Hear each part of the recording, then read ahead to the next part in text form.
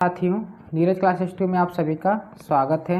आज क्लास में हम पढ़ेंगे रीजनिंग के प्रश्न, जिसमें 10 महत्वपूर्ण प्रश्न हैं और भी नंबर सिस्टम का प्रश्न है। तो नंबर सिस्टम के पार्ट 1 और पार्ट 2 हो चुके हैं, यह पार्ट 3 है नंबर सिस्टम का। देखिए पहला प्रश्न क्या दिया है। किसी संख्या को 788 से भाग देने पर शेष 69 प्राप्त होता है। यदि उस संख्या को 13 से भाग देंगे तो शेषफल कितना होगा। देखिए 69 भाग दे रहे हैं 13 से, तो 13 बचे 65, कट गया, कितना आ गया 4, तो 4 शेषफल बचेगा। ऑप्शन बी इसका राइट आंसर सही है, 4। इसके बाद आगे देखिए अगला प्रश्न क्या दिया है। देखिए इसको हम x मानकर भी लगा सकते हैं और बिना x का भी लगा सकते हैं। तो 4 का है ना, तो 328 है, 328 में 4 से भाग कर देंगे, तो 4 से भाग करेंगे तो 4 सत्ते 4 अट्ठे 32 और 4 दूना के 8, कितना आ गया 82। कितना आया है 82। 82 तो लेकिन सम संख्या है, तो इसके पहले भी सम संख्या क्या आएगा 81 और इसके बाद क्या आएगा 79। कितना आएगा 79।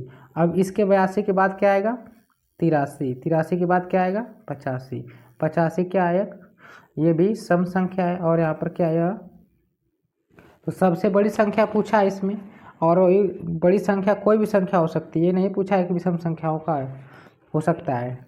तो कौन सा 85, 85 ऑप्शन ए इसका राइट आंसर सही है, 85। इसके बाद आगे देखिए अगला प्रश्न क्या दिया है।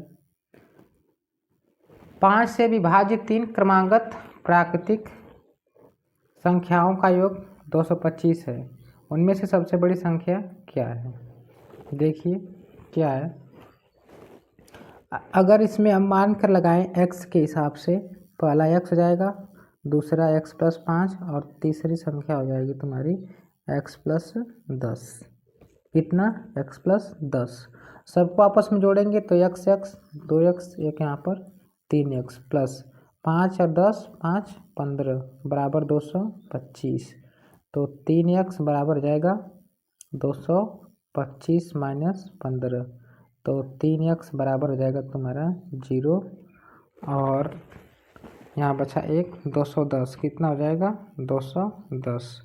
तो 3x बराबर 210, तो x बराबर 210/3 काट देंगे तो कितना आ जाएगा 70। तो सबसे बड़ी संख्या पूछा है ना, तो हम इसी को माने हैं ना x + 10 को, तो इसी में जोड़ देंगे। x जहाँ वहाँ पर 10 आया अभी और 70 आया है और प्लस में 10 जोड़ेंगे तो कितना आएगा 80। तो ऑप्शन डी इसका राइट आंसर सही हो जाएगा, 80। इसके बाद आगे देखिए अगला प्रश्न क्या दिया है। दिया है 4958 × 997 × 735 × 83 × 9 के गुणनफल का इकाई के स्थान पर क्या होगा। तो इतना गुणा नहीं करके सबका इकाई अंक, यहाँ से 8 7 5 और 3 और 9, तो 8 × 7 × 5 × 3 × 9, तो यहाँ पर गुणा करेंगे। 8 में पहले 5 का गुणा कर ले, 8 बचे 40। अब किसी भी संख्या का गुणा करेंगे हम, किसी भी संख्या का, तो लास्ट में इकाई अंक क्या आएगा 0 आएगा। तो ऑप्शन ए इसका राइट आंसर सही हो जाएगा, 0। आगे देखिए अगला प्रश्न क्या दिया है। अगला प्रश्न दिया है 60 तथा 80 के बीच आने वाली सभी अभाज्य संख्याओं का योग कितना होगा। अभाज्य संख्या पूछा है 60 और 80 के बीच, तो 60 के बाद 61 आता है और प्लस इसके बाद 67 आता है और इसके बाद 71 आता है, फिर 73, फिर 79। तो सबको आपस में क्या करेंगे हम जोड़ लेंगे। क्या करेंगे जोड़ेंगे, तो 7 और यहाँ पर 3 10, 9 1 10 और यहाँ पर 1 11, तो 21 हो जाएगा। 21 को 1 और 7 7 14, 14 7 3 21 और 21 और 6 27, 27 27 32 33, 33 और 2 35, 351। कितना हो जाएगा 351। ऑप्शन सी इसका राइट आंसर सही है, 351।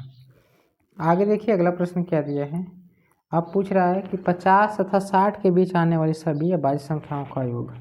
50 और 60 के बीच में, तो 50 से 60 के बीच में, तो 50 से 60 में तो पहला होता है 51, लेकिन 13 से 51 होता है, ये गलत है, ये नहीं रहेगा। और यहाँ पर पहला हो जाएगा 53 प्लस दूसरा 57 प्लस 59, कितना हो जाएगा 59। इसी का योग पूछा है।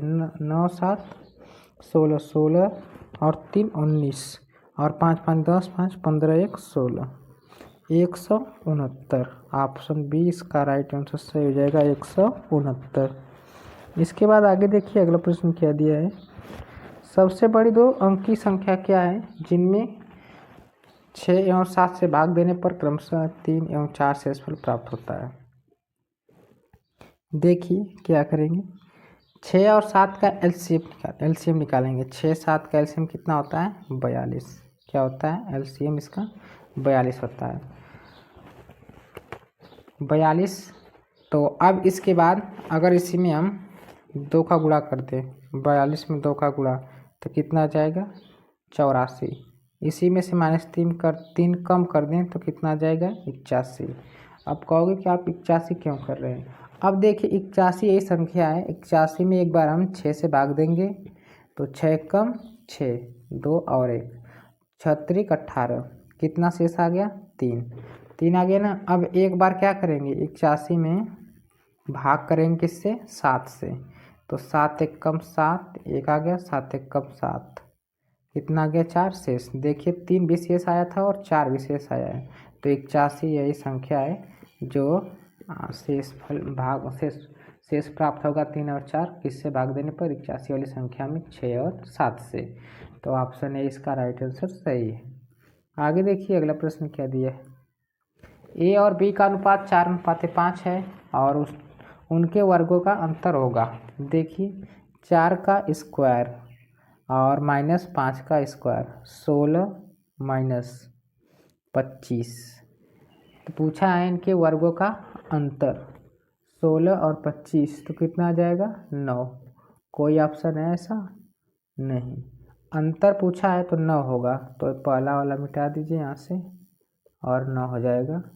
ऑप्शन ए इसका राइट आंसर सही है। अगर वर्गों का योग पूछता तब तो होता, लेकिन अंतर पूछा है तो क्या है 9। ऑप्शन ए इसका राइट आंसर सही है।